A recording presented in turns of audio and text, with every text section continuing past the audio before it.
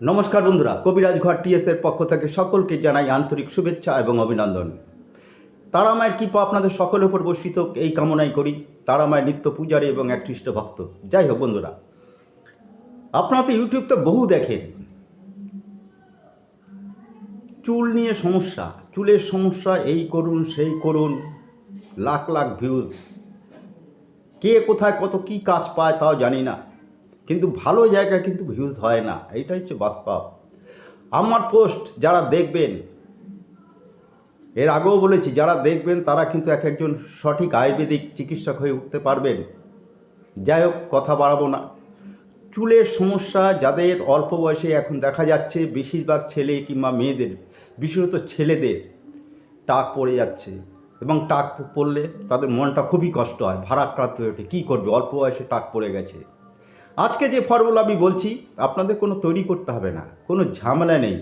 পরীক্ষা করবেন, তারপর যদি কাজ না পান আমায় জানাবেন, কথা দিলাম পাশে থাকবো, কিন্তু ফেল হবেন না।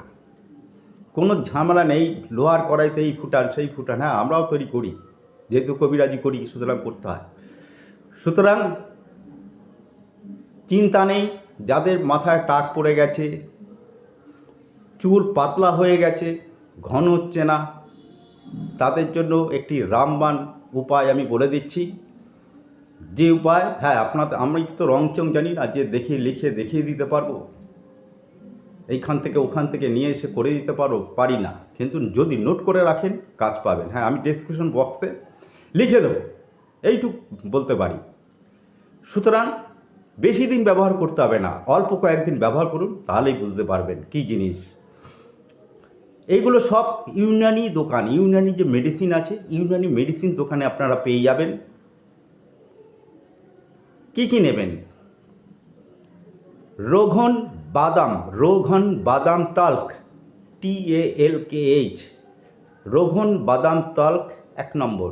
আরেকটা পাওয়া যায় রোঘন বাদাম শিরিন। এই রোঘন বাদাম শিরিনটা নেবেন না, শিরিনটা মিষ্টি। সুতরাং রোঘন বাদাম তাল্ক 1 নম্বর। 2 নম্বরে নেবেন রোঘন বাইজা মুর্গ। 3 নম্বর রোঘন সাপা। 4 নম্বর হোমিওপ্যাথ একটা মেডিসিন, সেটা হচ্ছে জ্যাবরেন্ডি কিউ, মানে জ্যাবরেন্ডি মাদার টিংচার। এবার কি পরিমাণে নেবেন? রোঘন বাদাম তাল্ক নেবেন 50 ml, কিনতে পাওয়া যাবে দোকানে। আপনার আয়ুর্বেদ হামদর্দের যে কোনো দোকানে গেলেই আপনারা ইউনানি মেডিসিন পেয়ে যাবেন। রোঘন বাদাম তাল্ক নেবেন 50 ml। ওর মধ্যে রোঘন বাইজা মুর্গ 25 ml। রোঘন সাফা SAFA, রোঘন সাফা নেবেন 15 ml। আর নেবেন জ্যাবরেন্ডি মাদার টিংচার, যেটা হোমিওপ্যাথ ওষুধ দোকানে পাবেন। নিয়ে চলে আসবেন। একটি কাচের শিশি নেবেন, কাচের শিশিটাকে ভালো করে পরিষ্কার করে ওইগুলো সব একসাথে মিশাবেন। জ্যাবরেন্ডিটা সবার লাস্টে মিশাবেন। 3টে মিশিয়ে ভালো করে ঝাঁকিয়ে নেওয়ার পর জ্যাবরেন্ডিটা পরে শেষে দেবেন। দেওয়ার পরে ওইটাকে প্রতিদিন আপনারা স্নান করার পরে অল্প করে কয়েক ফোঁটা নেবেন। নিয়ে, এটা কিন্তু চুলে দেওয়ার ওষুধ না, এখানে চুলের যে কাল্প আছে সেই কাল্পে ধীরে ধীরে আপনারা ম্যাসেজ করুন 2 থেকে 3 মিনিট। যেই সব জায়গায় চুল উঠে যাচ্ছে, একটা চুলও উঠবে না এবং নতুন চুল গজাবে।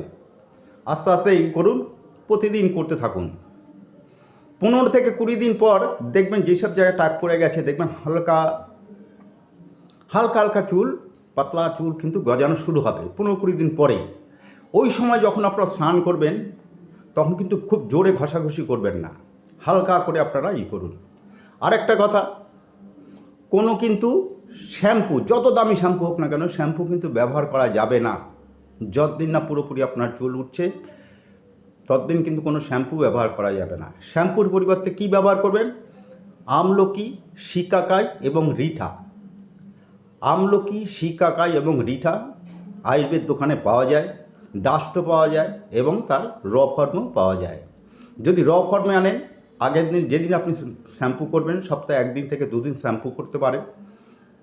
যেদিন শ্যাম্পু করবেন তার আগের দিন রাত্রে পরিমাণ মতো 1 কাপ জল নিন বা হাফ কাপ জল নিয়ে অল্প কয়েকটা আমলকি দিন, 2-1টা আমলকি, আপনার শিকাকা একটু ভেঙে দিয়ে দিন, রিঠাকে ভালো করে থেতো করে ওর মধ্যে গরম জলের মধ্যে দিয়ে ঢেকে রেখে দিন। গরম জল করার পরে আর কি ঢেকে রেখে দিয়ে পরদিন আপনারা যখন স্নান করবেন, স্নানের ঠিক 1 ঘন্টা আগে বা আধা ঘন্টা আগে ওটাকে ভালো করে মাথায় মাখুন, দিয়ে আধ ঘন্টা ছেড়ে দিন। তারপর আধ ঘন্টা পর আপনারা ভালো জল দিয়ে আপনারা ধুয়ে নিন। ব্যাস, আর কিছু করতে হবে না। টাক মাথায় চুল গজাবে, নতুন চুল উঠবে, চুল ঘন হবে, কথা দিলাম। এছাড়াও যে কোনো সমস্যায় আমার সাথে একবার যোগাযোগ করতে পারেন, কোনো টাকা পয়সা লাগে না। হ্যাঁ, কেন বলি? কারণ কবিরাজি বা আয়ুর্বেদ যারা জানে তারা গাছগাছরা সম্বন্ধে নিয়েই চলে। তারা সঠিক গাছগাছরাই পারে যে কোনো অসম্ভবকে সম্ভব করতে। সুতরাং সকলেই ভালো থাকুন, পরীক্ষা করুন, পরীক্ষা করার পরে জানান। নমস্কার।